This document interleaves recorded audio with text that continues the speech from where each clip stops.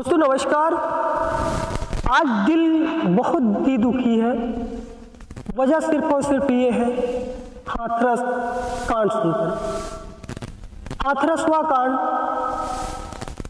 पता चलता है कि एक सत्संग के दौरान 126 लोगों की मौत हो गई। आखिर इस मौत का जिम्मेदार कौन है? यह बहुत बड़ा सवाल है। 126 परिवारों के घरों का जिम्मेदार कौन होगा जो आज अपने माँ, अपने भाई, अपने बेटे, अपने पिता को खोया होगा? उसमें सबसे ज्यादा महिलाएं थी, बच्चे थे। हालांकि आदमी पुरुष बहुत कम थे। वजह क्या थी मैं बताता हूं। पूरा देखने के लिए वीडियो पे बने रहिए, तभी आपको यह घटना के बारे में जानकारी सटीक मिल पाएगी, सही मिल पाएगी। उत्तर प्रदेश के हाथरस जिले में सूरजपाल उर्फ भोले बाबा का सत्संग चल रहा था। यह सत्संग 3 जुलाई तक था, यानी कि कल के डेट में लास्ट था। और 2 बजे जैसे ही सत्संग समाप्त होता है, जो वहां के एक सत्संग करने वाले थे, यानी कि सूरजपाल उर्फ भोले बाबा, वो सत्संग करके जैसे ही निकलते हैं, वैसे ही जो उनके अनुयायी थे, जो उनके भक्तगण थे, वो उनके काफिले के तरफ, या कहूँ वो पैदल जा रहे थे। हालांकि इसका लोकेशन अभी सही तरीके से नहीं मिल पाया कि पैदल जा रहे थे, गाड़ी जा रहे थे। तो उनके चरणों की धूल लेने के लिए, आपने सुना होगा चरणों की धूल, उनको भगवान मानते थे। उनके चरणों की धूल लेने के लिए उनके अनुयायी भक्त उनके ओर बढ़ते हैं। और इसी दौरान वॉलंटियर ने पानी की बौछार की।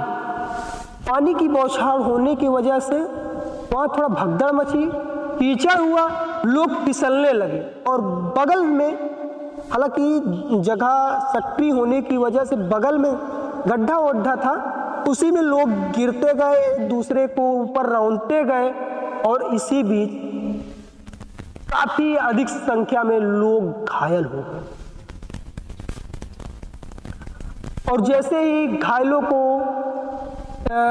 घायलों की स्थिति प्रशासन को पहुंची, स्वास्थ्य विभाग को पहुंची, वहां पर एम्बुलेंस मुहैया कराई गई।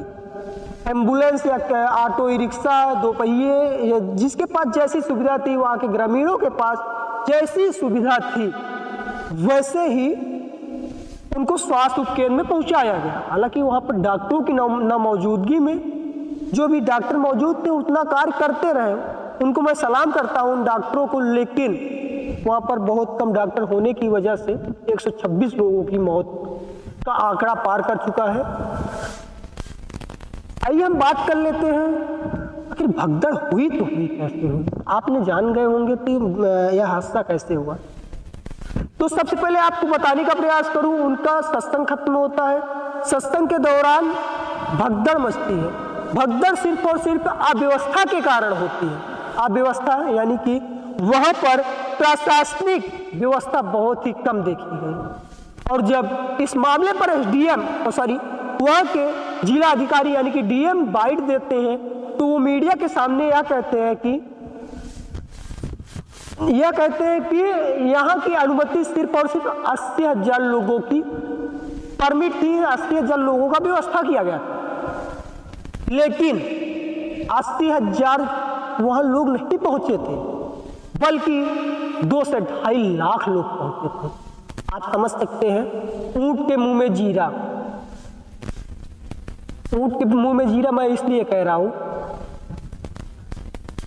2 से 2.5 लाख लोगों के बीच में 80,000 लोगों की व्यवस्था क्या है? 8 को 8, 8 दूनी 16, 8 त्रिक 24, यानी कि 3 गुना लोग ज्यादा पहुंच गए। तो वहां जाहिर सी बात है अव्यवस्था हो ही जाएगी। और इसी बीच में भगदड़ होती है। भगदड़ में एक दूसरे के लोग कुचलते हुए, चढ़ते हुए आगे की ओर बढ़ते हैं, भागते हैं। अब इसमें बात कर लेते हैं ज़्यादातर कौन से लोग वहाँ पर इसकी जाने गए। ज़्यादातर बच्चे और महिलाओं की जान गई। वजह ये रही महिलाओं और बच्चों की जान। हालांकि महिलाएं उस हिसाब से भाग नहीं पाई या कहूँ निकल नहीं पाई उस भीड़ से। महिलाएं वहाँ से हट नहीं पाई, बच्चे भी नहीं हट पाए। और जो युवा होते हैं, जो बुजुर्ग होते जो नौजवान होते हैं, उनके अंदर एक जोश होता है, जज्बा होता है, वो निकल जाते हैं। वो अपने आप से फिजिकल रूप से वो मजबूत होते हैं और वो निकल गए। और अब यह सवाल है, क्या उन परिवार का घर क्यों उजाड़ा गया या उजाड़ना ही है? वो परिवार अब किसके भरोसे जिएंगे जो आज इस दुनिया में नहीं रहे? वो माताएं, थोड़ा कल्पना कीजिए, घर में एक सदस्य जब खत्म हो जाता है, पूरा गांव भीड़ लगा लेती है। पूरे गांव के लोगों के आसपास पड़ोस के लोग भी उस मातम में उनके आंसू छलक पड़ते हैं। लेकिन आज हाथरस की जनता आज जब 126 शवों को देख रही होगी, 126 लाशों को हॉस्पिटल में देख रही होगी, एम्बुलेंस से आते जाते देख रही होगी, तो क्या बीत रही होगी वहां के लोगों के पास। जब मैं वीडियो देखा दिल को बहुत दुख पहुंचा। और हालांकि यह बहुत ही दुखद घटना है और जाहिर सी बात है इसमें जो भी लोग हैं उन पर कार्रवाई होनी चाहिए। सूरजपाल उर्फ भोले बाबा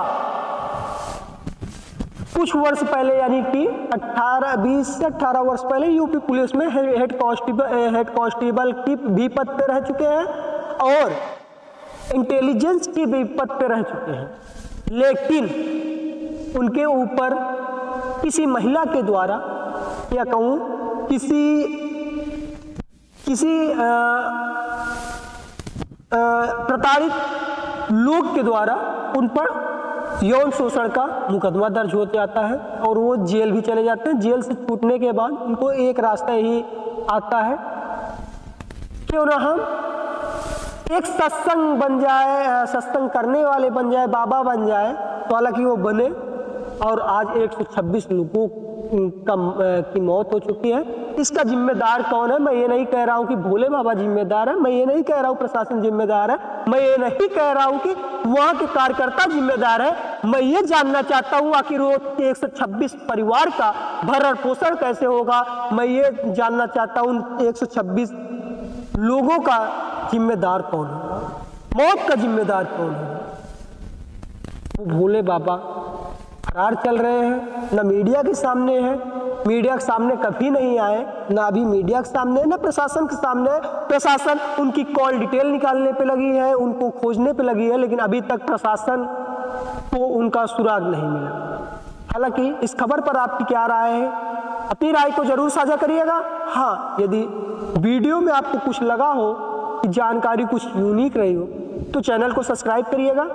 और यह पहला वीडियो मेरा रहा एक खुली हवा में बैठकर उन लोगों को याद करना, उन लोगों की जानकारी आप तक पहुंचाना। यह अनुभव मेरा कैसा रहा? चैनल को जरूर सब्सक्राइब करिएगा, दोस्तों के साथ शेयर करिएगा। फिलहाल मिलते हैं किसी अन्य वीडियो के साथ। जय हिंद, जय भारत।